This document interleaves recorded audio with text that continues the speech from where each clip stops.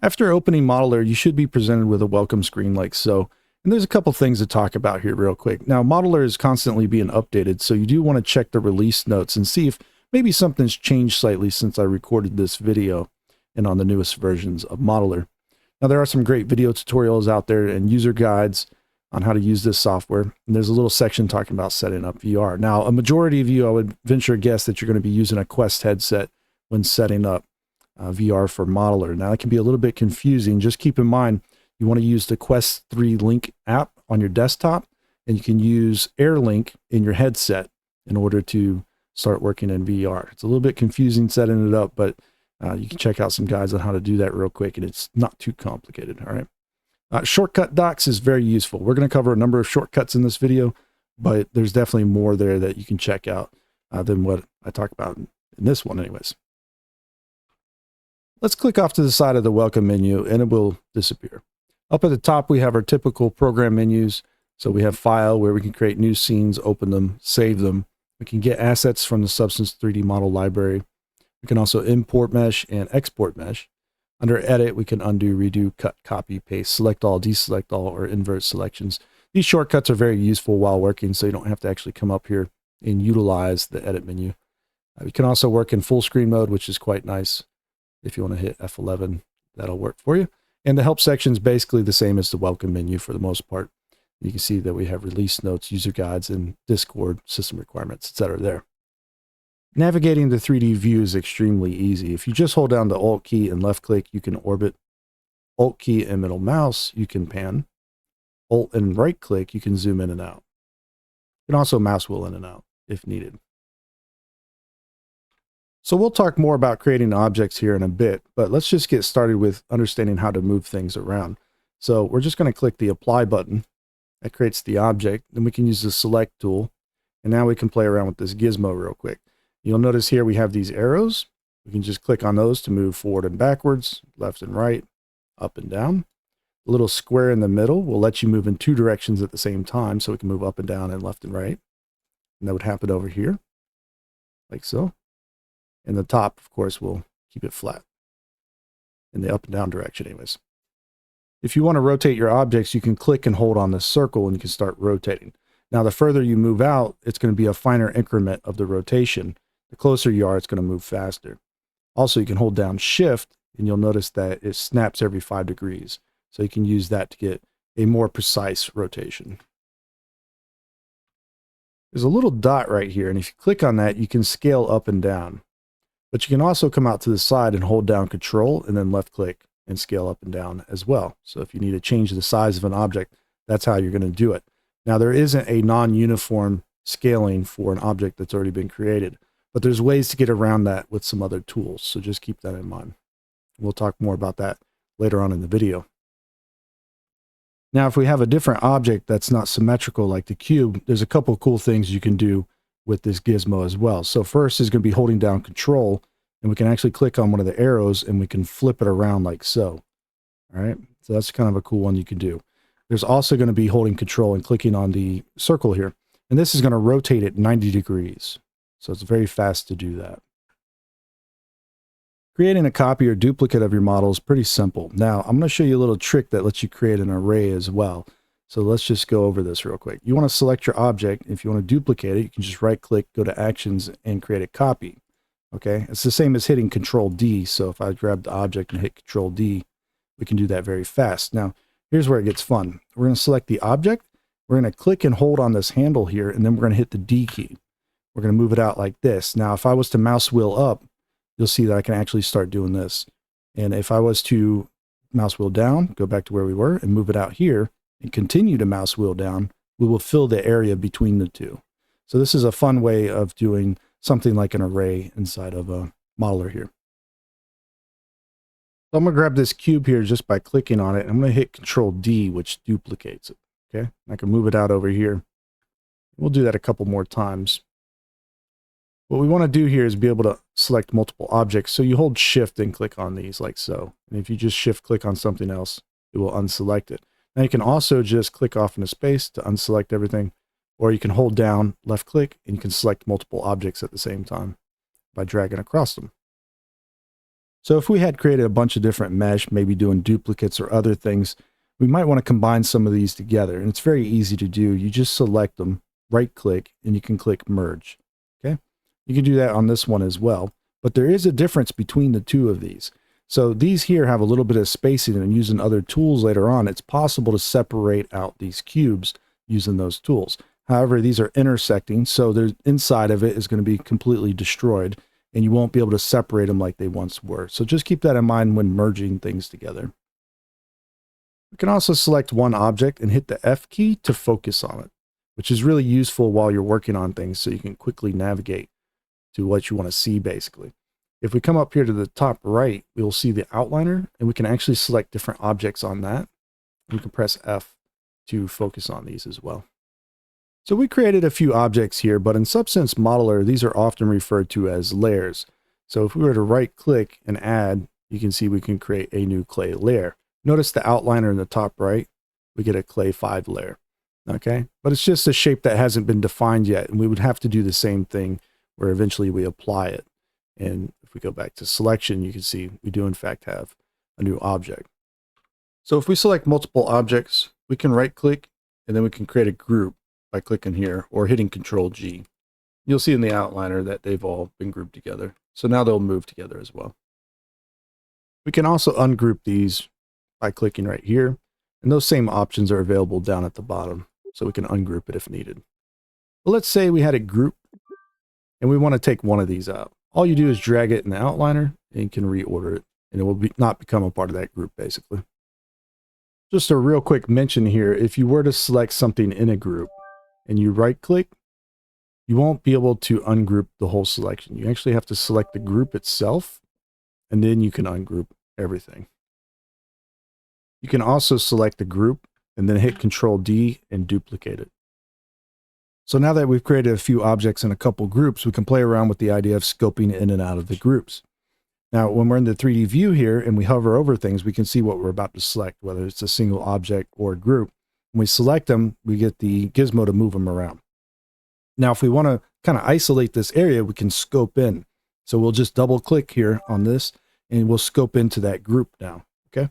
If we double click again, we'll select this object and we can actually start working on it. So we're now working on the clay layer. And if we double tap back out here, it'll go back to the group. And if we double click again, it'll go ahead and go back out and select nothing. Now, we can also do this by hitting the S key, which is actually a little bit more useful than double clicking. So if we press S, we can get in, S again, we go down further into the group. Okay, but if we wanted to switch to the other object in the group, we just press S on it.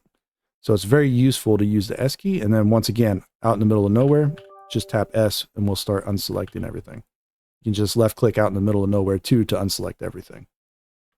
When you're scoping in on something, you can isolate your focus. So when you're working on more complicated models, you won't see the rest of the model, and it clears up the view a little bit. So the way you do this is you just right click, go to this eye icon, and you can check isolate focus. But this works with scoping. So if we double tap into this now, you'll see that we're scoped into these two. Now we're scoped into this one. Everything else is hidden. And if we back out, it'll all come back into view. Let's just select all these real quick and hit the delete key. So now we're kind of back at the start in an empty scene with nothing created. Now, there's two different types of systems in Substance Modeler that you might want to utilize when creating objects. We've already played around a little bit with creating a clay object. However, there's another one called primitives. Now, primitives are non-destructive and clay is destructive. You can actually work a primitive into clay, but you can't work clay into a primitive, at least not yet. So I wanted to go over some of the basics there on moving, rotating, getting around in the viewport before we start playing around with the idea of creating things, because I really wanted to start with these primitive objects as opposed to the clay, right? But we're going to go over both in this video. So that's what we're going to do next. So to create a primitive, we're going to right click. You'll find this button here that says create new primitive. And we click on that and we can pick a shape. Let's just do a cube right now. And it's already created. We don't have to click apply or nothing on this. And you'll see it comes in. Now primitives are in what's called a container. So you can add multiple shapes together, but this becomes basically your object. And this will be the subshapes that make up your object. It's all non-destructive. So if you have multiple objects, you can blend them together and do all kinds of fun stuff, which we'll play around with here in a second. But I do want to talk about some of these handles because I didn't cover those at the start of the video. So first up, we have sliders over here that influence this shape. So we can do things like rounding it out. We can do a fillet or fillet, whatever you want to call it. We can also do chamfers. We can turn some of these on and off. We can do tapers, as you see there. Okay, we'll put that back at 0. That'd be ideal. You can come in here and type in 0. Okay, and we can play around with like thickness, which does something like that. Really nice. Now these handles, we can click and drag them, and what that's going to do is just pull it out, basically. You can do that there or over here. And if you hold Control and click on those, it will go in both directions at the same time. Okay, so you can make this whatever shape you want it to be. You can change the shape of a primitive at any time by going up here, choosing shape, and clicking on a shape that you want it to be. However, the dimensions don't reset. So what ends up happening is if you clicked on sphere, it's still going to be the same size, but more spherical. We can reset this by hitting the reset button if we needed to do that. You can also duplicate these the exact same way. So if we wanted to do those types of duplicates that we did earlier, very possible here. I'm going to hit Control D and just do one duplicate for now. So we have 2 different shapes. And as we can see, there's this little option for the shape that we just created called blend. So these shapes do in fact blend together if you want them to. Usually a lesser value will have better performance than much higher, but you can do this if you need to. So if we look over here on the left, you'll see a section called combine. Now this is how these objects are going to behave with each other for the most part. Right now it's doing what's called add or addition, and some other software it might be known as a union, and it's combining them together basically. There's other options though. So in Modeler it's called carve. However, this is often referred to as subtraction or difference. And so we can click on that one and we'll see the different result we get here. It actually takes the one shape and subtracts it from the other. So that's what carve does. On the other side of this is intersect. And you can see that's going to be where they overlap each other. It's the equivalent of doing something like a crop on the shape, right? Where the two combine together. So very useful little settings there, but we have others. We have something such as inset. And right now, it should come in a little bit different by default, but you can inset this area as well. There's also extrusion or extruding. You can do that. And there's a few others in here, such as groove, tongue, repel, right? You see that one kind of repels the other one, and avoid as well. So you can see that's the opposite almost, right? And so we also have shell in here. So that's kind of interesting because we can do a shell. Unfortunately, we won't see that, but it makes the whole object hollow basically in that area. So we can start using multiple primitives to create really complex models if we wanted to. So all we have to do is start creating more of these, say another cube, bring it in here, and now we can adjust the size of this and set it to something like subtract or carve here. And now you can see we have this setup going. So you can see this one was in fact hollow, this one was not hollow, and it's working like such. Now there's a little trick to this, and that matters is that this order that they appear in here does matter. So for example, if I took this and I placed it up here first, it's not going to cut this one, right? So you can reorder these so that they behave in this manner. You can model non-destructively more or less with no problems. And you can just keep adding shapes now at this point and try out all kinds of different ideas using these various tools. So if we want to set this one to subtract as well, we'll see, well, we can do that. And it's still in fact hollow in there, and the other shape even kind of pokes through there at the bottom, right? So it's a rather interesting way of working. And you definitely can play around with it quite a bit. Now there is a little trick here that, as you can see, it does look a little bit rough. Now you'd be tempted to increase the resolution, which I haven't talked about yet. And so you might find that these little buttons down here, there's a negative and a positive. You can increase and decrease resolution with primitives. The trick with this, though, is that it becomes much more non-performant as you increase resolution. So if I click the little plus sign here, you'll see that it becomes more detailed and more detailed, but it's going to become less performant. So sometimes it's actually better to leave them kind of like this at first, and then before you convert it to clay, because you can convert them to clay by just clicking convert to clay, you'd want to maybe increase it at that point so you're not working on it the whole time with it being slow. All right. So that's how that's going to work out anyways. So as you start creating more complex models and you're using these primitive shapes, you'll want to select some of them and either delete them or modify their settings. And sometimes it's challenging to figure out where you click to select the specific shape, right? Because you don't really see them here. And the trick with this is as you hover over different parts of the mesh, you can kind of see what's popping up here. The surface area where that primitive shape influences is usually where you want to click. So, and then you can select those very easily. If I come up here, for example, though, and I go all through this shape here, nothing's really happening here. So it does have some drawbacks. Like there's another shape in here. I know that, but we can't select it because, well, it doesn't have any influence right now. So you can also use the outliner to go ahead and get a hold of a shape. And you can see this one actually is really doing nothing but cutting this very edge here. And so the proper selection there would have been the very edge, which is a little confusing, right? So just keep in mind, you can find those things relatively easy, either the outliner or the surface areas, and just knowing where that actually takes effect helps a lot. In our case here, I just want to take this and kill off the shell at the bottom. And now you can see when we do that, it does intersect or subtracts it anyways, carves it out. And that's what we get. So much easier to select it like that, right? Than just that little edge there. So be aware of that, and it'll help you out when trying to work with these things. Sometimes you'll want to create completely new objects so that they don't blend together. And you'll get a little bit confused doing this if you're working on a single object. So a lot of times you'll click off to the left, think you have nothing selected. You want to create a shape. So you create a cube, and then it just continues to work in this container, but you want a new container. The thing here to remember is that as you're selecting these, you're kind of scoped in on them right now. So you need to get out of that all the way back to the top here, and then make sure nothing's selected. You can now create a new shape, and it will also create a new container. Okay, so that's how you're going to do that. Just make sure you're not, working on an object currently. Okay, get out of it. So if you ever want to take a shape from one container and put it into another container, very easy to do with the outliner. You can just drag it over there and place it in the appropriate position. Click on that on the outliner. It's the fastest way, I think. And now you can actually go over here and start adjusting it. So you can just hold control, scale it up maybe.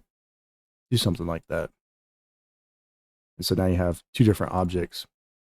So you might create a few different models using primitives, and they're in their respective containers, but you can grab the containers and hit Control G and group them together. So that way later on you can move them in unison and whatnot. And you can always duplicate groups and then put groups in groups. So you can Control G all those together. So now that we went over primitives, let's go over using clay.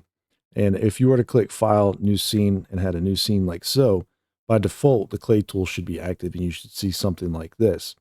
Now, this doesn't actually exist just yet. So if I was to click the Select tool, you'll realize everything disappears. And the reason for that is when you have nothing selected and click Clay tool, it's going to create a new clay layer. In our case here, this isn't created yet though, because we would have to apply it, just like we did earlier. If I click Apply, it actually exists now. And if I use the Select tool, you'll see we can select it. If we go back to the clay layer, we can continue working on this with this cube here. You can think of this as like a brush, right? So we can change that brush and we can make other things by tweaking and adjusting our brush here. So we can do this, but this is a destructive way of working. So there is no ability to go back and change like the position of anything once you've applied it. So just keep that in mind when you're over here, that you'll want to be extremely careful when you're creating your objects that you make them exactly the way you want it to look. Since no real way of going back and changing things later, and you can undo it, but that's about the extent of what you'll be able to do anyways. However, don't let that scare you off from using the clay system. It's actually very powerful, and you can make some really cool stuff with it very fast. And if you want, like if you hit spacebar, it will apply as well. So you don't have to go down there and click that every time. You can also hold down spacebar, click and drag, and do something like this if you wanted to use it as something like a brush.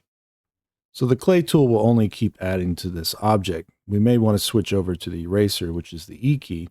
However, there's another way of doing this. So if you're using the clay tool, you can hit the tab key, and what will happen is it will start to use this as the eraser tool. All right. And so we can go ahead and use this one basically the same way, where we hit space bar and we can knock out pieces of this clay. You can also right click, and we're going to have something called symmetry. I'm going to go into these in a little bit later in the video, but symmetry, we can turn this one on and we can do like X, Y, or Z here. And what you'll see is we can go ahead and set this like so, and then spacebar, and it'll go ahead and knock out both sides of this model. So if we look on the menu, there's also a couple subtools here that we could utilize. One of these is split. So when we use this one, and we hit spacebar here in this case, it actually splits the mesh into two parts. So I can actually select these now. And it's created two clay layers. And so we can go ahead and modify this one perhaps and do what we want with it and split them apart like so. And then maybe later on, we grab both of these and right click and merge them together back to one layer perhaps. So the last one here is going to be crop, which is pretty much the same as intersect that we were just playing with in the primitive, right? So we're just going to do something like this. And if we were to spacebar it, only what this is intersecting will remain. So now both clay and eraser have something called stamps. And if we were to click on this, we'll see we have some folders. If we click that open, you'll see there's some basic items here. There's also mechanical in this section. And there's some rocks in this section. Now, these can be used instead of these shapes that we already have.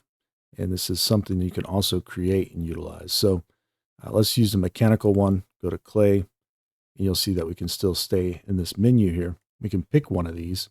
And it's going to go ahead and load it open like so. And so you can create these things as well. It's not that you have to use only these ones. So if I was to go out here and start utilizing this, and we add that there, hit spacebar. Maybe we switch it to something else. We want to move it around. Maybe up here, hit spacebar. There we go. So now we got this contraption. Now, if we wanted to turn this into a stamp, we could. You'll notice that we can come over here. And when we right click on this, you'll see that create a new stamp. So we can do that. It's going to create it. We go back to the tool, back to stamps here, you'll see our stamp has been created right here. So now we can actually utilize that and place it out wherever we want to and continue working with it however we see fit, basically. Okay. Sometimes when you're doing stamps or creating clay or whatever the case, you might want to rotate things around a little bit like this, which is kind of cool, but how do you get it to position back normal? Well, all you're going to do is hit R, and that's going to reset the rotation. And if you want to reset the location, like say you moved it way out here, you can hit R again. So you can reset it like that. And then you can go ahead and move it wherever you need it to, where you want it anyways. So next up, we have the warp tool. Now the warp tool is a little confusing at first because it doesn't seem like it can do much. But if we were to click here and drag, you'll see we can actually pull out geometry, which is quite nice. But we can do something a little bit different here by switching it from maybe the surface placement mode, which should be on by default. But if not, you may have had this one where it's a gizmo like so, right? And this object, we have a couple options here. We got size and hardness. And you'll want to fiddle around with this hardness value because it's going to dramatically change how this thing behaves quite a bit. And so what we do is while we click here, apply, nothing's going to happen. We have to hold down the space bar and we can actually move things out like so. And you can see that it goes all the way through the mesh, so you do want to be careful with it. But you can't actually hold the space bar down and pull things apart. Now you can use a sphere or you can use a cube or a capsule as well. So just keep that in mind. You have a couple options here that are available, and you'll want to be able to use this to change like minor small things about your mesh sometimes. Like maybe you just want to pull this area a little bit further out. But you can do very dramatic edits as well. So if I use this very large with a hardness of 1, you'll see I can kind of get up here to the top or the front maybe, and we can pull it around like so, like this, okay? And once we do that, we can go ahead and get it just right. We can hold space bar down and pull the whole thing out. So it's a way of kind of extruding a mesh that's already been created. It's kind of a fun way of doing it. Now there's a little trick to this one. Sometimes you might have like a weird placement right here and it's not very symmetrical. So you do have to think about this when doing this number. A couple of ways you might end up working with this, but I'm going to show you one real quick. Under repetition, we might be able to get away with a mirror. You're going to see it wants to mirror off of where it was originally located. So when we do that, it's going to go out in the opposite direction, the same amount. And because of this, we can utilize this to correct our problem here, right? And right now it's not applied, right? Like this is kind of a non-destructive way of mirroring an object using repetition here. And so what we want to do is just merge it. When we do that, it might take a little while to calculate, but once it does, you'll see it's switched it over to symmetry, right? So that way, hopefully we'll start using it. Like if we're using other clay tools or whatever, the idea is that you won't mess up and do that again, perhaps. And now you'll be able to just work it out much easier and have symmetry on by default, right? So with clay, you can use sculpting tools. And the first one we're going to touch on here is the smooth tool. So while we can come down here and click on it, select it and use it, we can also hold down shift and it should be active by default while doing that. So we can smooth in that manner, but let's go ahead and click on it real quick. Some primary things to think about here is the size, of course, which is going to be control, left clicking. We change the size. And the strength here, we can bump up or down as needed. We'll leave it at 100 for now. And this is going to be movement based. So you actually have to move in order to smooth. And if you want to try adjusting the spacing, you could. Now, if we go ahead and start clicking in here and dragging around, doing little circles or a little bit of back and forth motions, you'll notice that it does in fact smooth this mesh down. And it's not too bad at it either. You can usually work out some pretty terrible things that might be going on with your mesh. And you'll know there's one little issue here. If you look a little bit closer, if we smooth something like that out, it will eventually start to separate and work itself out. So you might want to do that on little issues like this perhaps, or you might use the clay tool and fill in the area or erase it entirely. So it's really up to you. But it is a possibility to do that. And I just want to point that out real quick for this one. Now we can smooth it in another way as well, which is kind of like what we did earlier. We increased or decreased the resolution on the primitives. Over here, we can right click, increase or decrease resolution. If I go ahead and decrease it a few times over, this is very destructive, but we can take it down to a very small resolution, right? And if I was to start increasing the resolution, maybe I went too far down. Let's increase it from here. As long as I am using smooth here, so you can right click on that, change it, we can actually smooth it all down very fast, rather rapidly.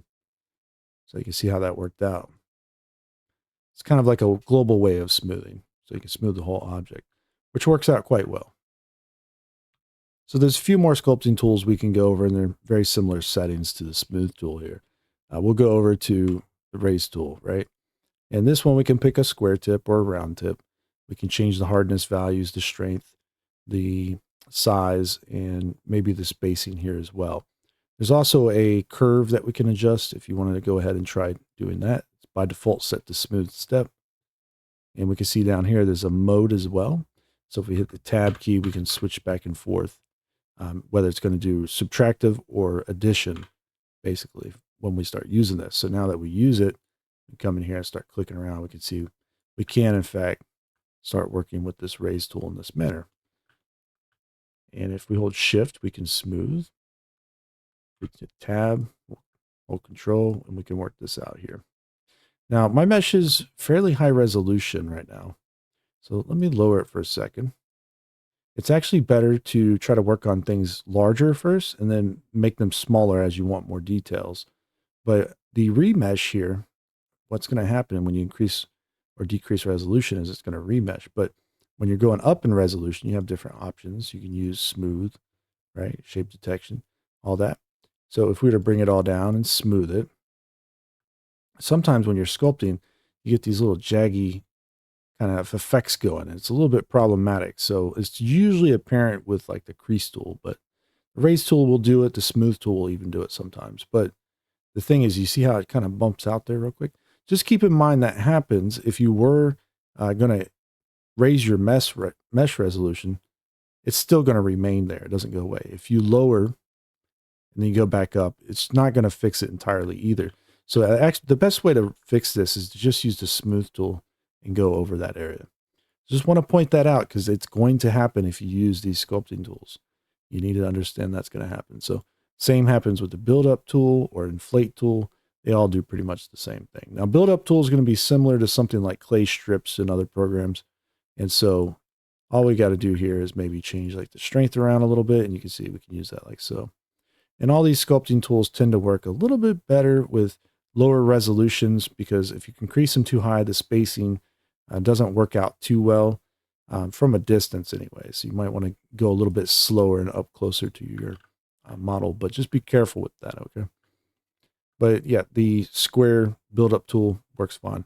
It's great. Now, you also have an inflate tool, which is highly useful, especially if you're planning on doing more organic stuff. You can adjust the strength accordingly, make it super soft and round, and you can go ahead and just work out your meshes in this manner. And it's a very fun tool to utilize. So you could do something like that perhaps and work it all out.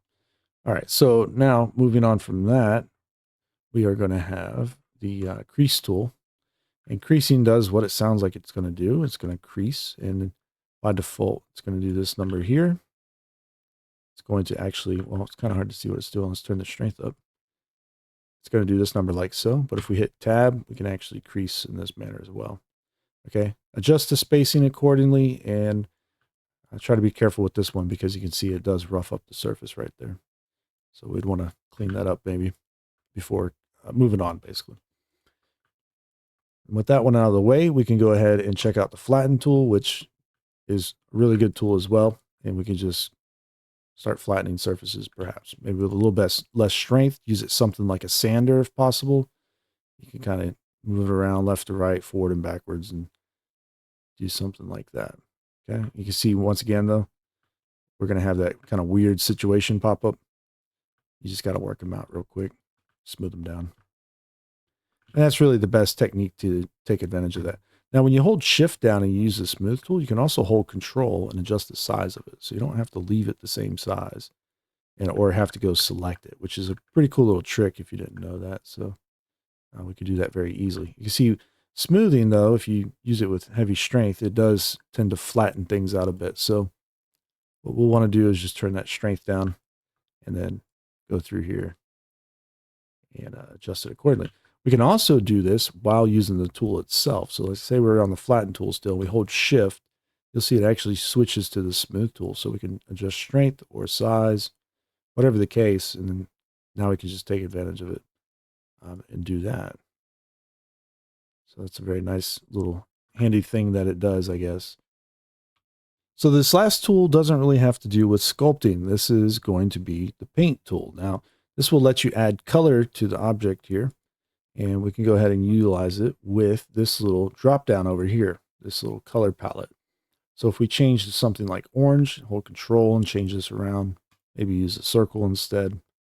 What you'll find is that we can actually go in here and start painting our objects as well. So this is kind of fun to do.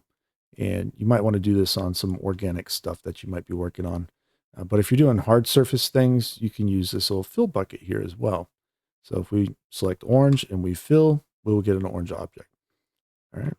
Now, if we had multiple objects, all we would do is select them, pick a color, and then fill it. If we want to use the select tool while doing that, we can certainly do that. You pick a color, you fill. Okay. It's that simple. Let's go ahead and switch it to like a mid-gray, fill it, and we'll have something like that now instead of that clay color there. Now, when you create a primitive, though, I want to point this out real quick. When you have a primitive, and it's not going to be using this over here. This is more or less vertex colors, known as color attributes in Blender. But the primitives here, you change the color right here. Okay, so this is one way that you change these. I personally don't mess around with them too much. I prefer leaving things more of a mid-gray. I think works best. And if you wanted to match colors with something else, you could just select the object, use the eyedropper, just click it. Click on the object you want to sample, and then you can use the fill tool to go ahead and change the color of the other object. Now back to the paint tool here, we can also turn down color intensity, change things up a little bit, and start to utilize this with much less intensity perhaps to kind of blend things together a little bit nicer, a little bit more predictably. Majority of the tools will use spacing, and even if you crank them down to 0 or 1%, if you move too fast with the tool, a lot of times it'll create little spacing dots. So in order to avoid this, just move a little bit slower and try doing that. In the case of creating something with clay, if you hold down spacebar and start moving it and it's a little bit too bumpy, something like this, more than likely it means your resolution of your mesh is too high. So you can try decreasing it, get it down to a lower state. Now, next time you go in here and you hold down spacebar and do this, it'll be a little bit smoother and help some of that spacing issue. So by default, you should have a black background and it's a little bit uninteresting.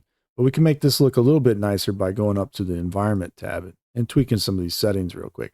So the first one's going to be show IBL, or image-based lighting. It's an HDRI, if you've ever heard of that term before. We can turn that on like so. Now I believe this one is bugged where it says that the lock to scene is currently off. But if we turn that on, what we'll see is that as we orbit now, it will rotate around and we can see something going on here in the background. Now yours might be a little bit fuzzier, so go to background. You might be able to change the blurriness values here as well. Okay. And you can turn that IBL back off if you wanted as well. Now we can use a custom background color if we prefer. Maybe turn that off and just have a solid color as well. So we can do something like that perhaps, maybe just a dark gray, which is quite nice. But I'm going to keep IBL on, turn the blurriness up a little bit, and that should do it for me there. Now over here, we can change the intensity of it perhaps, but we can also change what kind of image we want to use. So we can just toggle through these and find a different lighting solution that we might like better than the one we currently have. But I'm going to leave it at Studio 6 for now. And crank that blurriness up a little bit more. There you go. Now we don't have any grids here. They decided, I guess, at some point to disable them by default. This grid system, the origin only grid, can be useful for orienting yourself in 3D space, right? So it's easy to get lost, especially in VR, whether you're up or down or left or right or whatever. And this will just keep you kind of working in the right directions anyways. If you also want to use the infinite grid, you could. That's going to be up to you though. I don't personally find that one as useful, but it is there if you want it. You can turn it on. We can also change the viewport here to have either perspective or orthographic view. We can also set it to the camera or recenter the view to selection as well. Change that field of view like so. So I would probably just keep it as is and not tweak it too much. Maybe leave it around 50 millimeters. So down here at the bottom of the screen is something called orientation. Now I'll need a couple of cubes to demo this. So let me go ahead and create these things. So I'm just going to click apply, hit V, Control D, pull that out, Control D again, and pull that out like that. Now let me go ahead and rotate this one that way a little. I'll rotate this one this way a little, and we'll rotate this one down for the time being. Now we can shift select those, hit Control G and group them. And we have this set up here like this in the outliner. So if we want, we can rotate the whole group as well. And if we select one of these objects, say the center one, and we're using local, it's always going to line up to the way we had created that object as such, like this. Now, if we click on the group, you'll see it lines up to the way we arranged it with the group, right? That's the group's local orientation. This is where it gets a little tricky. If we grab one of these objects over here, we can use the parent object's orientation, and that's the group. Okay, so that's all it's doing right there. We can use that to our advantage when moving objects around in this manner. Now, the group itself, if we use parent, it doesn't have a parent, so it's going to use global, right? In global, you can set it on any of these. You can use global. That's just going to be the way it's aligned in the world, up and down, left and right, forward and backwards. So orientation can be quite powerful once you understand it in order to keep your objects working or behaving the way you want them to behave. In Modeler, we can create something called linked components. Now, in other software, this will be known as instances. So it's very easy to do. All we do is select our object, right-click, and click Create Link. And when we do that, now if we were to take this mesh and hit Control D and duplicate it, send it out here, for example, we can still work on this one, even if we're working on this one. So if I was to just press E and create, say, a cylinder real quick, place it accordingly, what we'll find is when I hit the space bar here and cut it out, it updates this mesh as well. Okay, so you can create these links like this, and if you wanted to ever break that link, you can detach it. So it will stop updating at that point. It won't do anything that this one does now. Now let's go over symmetry real quick. So I need to create this cylinder real quick. I'm going to create a cube and slide this out to the side here. Now what I'm going to do is right click and turn on symmetry and mirror. Okay. You can mirror across X, Y, or Z. And in this case, I want to go ahead and cut this shape out here. So I'm going to press the tab key. We can set it up like so, and then just spacebar it. And so that's how mirroring works. We can also do symmetry, which is quite useful. And we can adjust the values here as needed as well, also changing the axes. And if we were to do that and change to, say, a cylinder, maybe use a little bit more here, and then hold control and drag, we can pull it down like that. We can pull these in now. And we can do something like this very easily. No problem. Now we do have one more option right here, which is going to be the equivalent of mirror symmetry and radial symmetry combined together, and it's called kaleidoscope symmetry. Now, I don't personally use it a whole lot, but it's there if you want it. So we have another option available to us to do radial arrays and mirrors. That's going to be known as repetition, but it's a little bit trickier than using symmetry perhaps. So let's just hit C, and I'm going to hit spacebar to create this cylinder in the middle of this. I'm going to hit V to go ahead and select it. Now, mine's on by default, but generally it won't be on. And as you hover over these, you can see with repetition mirror, it's going to go across that axis by default, but you can actually change the axis once you activate it. And you can also use radial repetition here as well and change the axes as you see fit. Now, the trick with this one is that if I was to go ahead and pull this out here, it's going to move out like so, and it's creating the repetition, the radial repetition anyways, exactly how we would want it. Now, but the trick is if we want to modify this, okay, it's a little tricky. So if we click on any of these, you notice they turn solid while the other ones have a ribbon effect on it. So when we modify this, what we need to do, like say we use the eraser tool, okay, and we want to modify it. So maybe we're working on the wrong one here. It's way over here, and we hit spacebar. Nothing happens. But on the correct one, we hit spacebar. It does, in fact, update, and all the other ones update as well. So it's a way of non-destructively doing a radial array, basically, where you can still modify the mesh and not have to update each one individually. It's very powerful. But there's a little trick to this one as well, besides just doing the cut with the eraser tool there, right? So if we do this number here, and then we were to turn it off, all of the other ones will disappear. So we can actually pick which one we want to keep if we ever decide not to use it, which is kind of fun when you think about it. Anyways, that's radial repetition. It's rather interesting. So let's say we've created a few objects and moved them around in our scene, and later on we want to create something that lines up to it. So if we have nothing selected and we hit C, we can create a clay layer. However, it's at the center of the world of origin sometimes, or placed in an area where you don't want it. So the way you actually want to go about doing this is you select the object, and while it's selected, you right click and create a new clay layer. You'll see it actually goes ahead and places it right there like so. And so you can do this on other objects as well. You just have to select them, create the clay layer, or select that one and create the clay layer. And you can go ahead and change it from there, however you see fit, and then just spacebar it in. It's a new object. It's not going to be part of this object.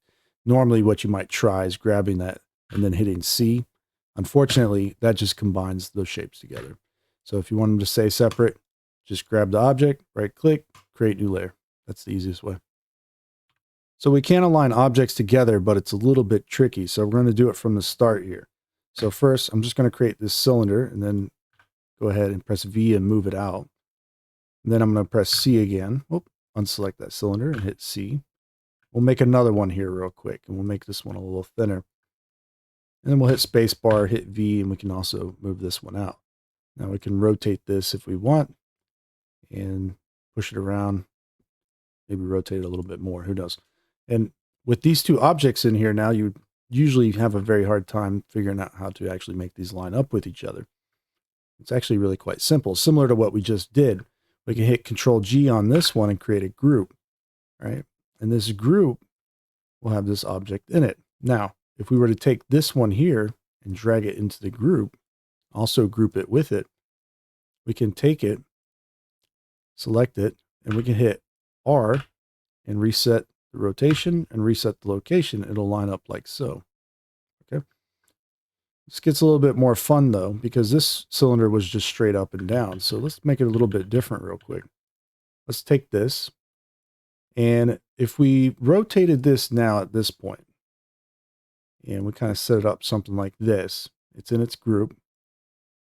And now we grab this one and drag it up in there. And we select it. We press R and then R again. You'll notice it doesn't line up because this one has its own local orientation. When we created this group, it was working off of its orientation that it had, which was up and down, left and right. Okay. So let me prove this in a different manner now. Let's group, ungroup. We'll get rid of all the groups. So we have two objects rotated. And now I group this one again. This group, when we hit group anyways on this object, it adopts its local rotation. So the group itself has that local rotation. The object has that local rotation. So now when we select this one and we place it inside the group, and we grab it, just this, and we hit R and then R again. You see how it works? Okay, so you can't actually do this, but you have to fiddle with the group setup there, and how you group also matters. But you can align things together, so if you ever want to try to get a different orientation, just ungroup and regroup. Now we can do Booleans as well, so if I select this object and I right click on it, you'll see over here there's a Booleans action menu. And we can do subtractions, intersects, splits, and unions. So if I set this to union real quick and I say pull it down here, what I can do is I can click on this one, shift click on this one, right click, and now click apply. It's going to do something like this, right? So we can save that shape for later, but we can join them together perhaps. If we wanted to take this and change it later on, we can. We can switch the Boolean action to something like subtract perhaps, right? Maybe grab the object and hold control, make it a little bit smaller. And now all we have to do is click apply with it as well. And so we can just keep using that over and over as needed. And if we want, we can just press H on it and we can hide it so we can look at it later or pick it up later if we need to. These objects, sometimes if you're not careful with the Booleans, you get kind of crazy edges, down res it, up res it, smooth it a bit. Usually it turns out okay. Not too bad anyways. So you can make rather complex stuff very fast in Modeler by using this method. And it's something you're going to want to learn how to do for sure. There were the other ones as well. So you can always just go back and change it up to something like intersect perhaps. And you can see sometimes it seems like it gets locked up here. You could just select it again maybe and change it then. Or you can click clear and get it back to a regular shape. In our case, let's do a split now. And so if we were to go in here and do a split, maybe a much larger split. Okay. We go in here and click apply. Press H to hide that real quick. You'll see our mesh has actually been broken apart now. So if we needed some kind of mechanical system or something, we could do that very easily by making something like that happen at least. So Booleans are very powerful. Do use them when you need them. All right. So last but not least, you can apply simple materials to your objects. Now I would go into cameras and rendering, but I have a graphics glitch with rendering right now, so we're not going to mess with it, but we'll get into this. Up here at the top is a materials tab. And by default, this is the material applied to everything you've created.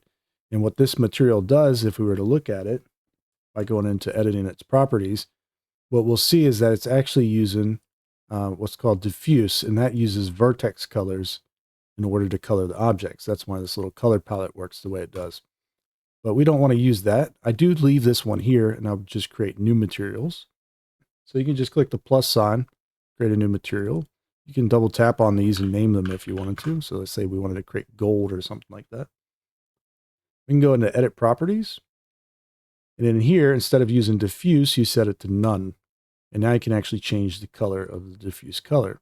So you want to make it more gold-like. You can tweak the values here. You can change it to a goldish color, make it metallic, turn the roughness down, and we can grab right here and we can apply this to what we have selected. And you can see it does like so. Now, because it's selected, it doesn't look like gold, but you get the idea.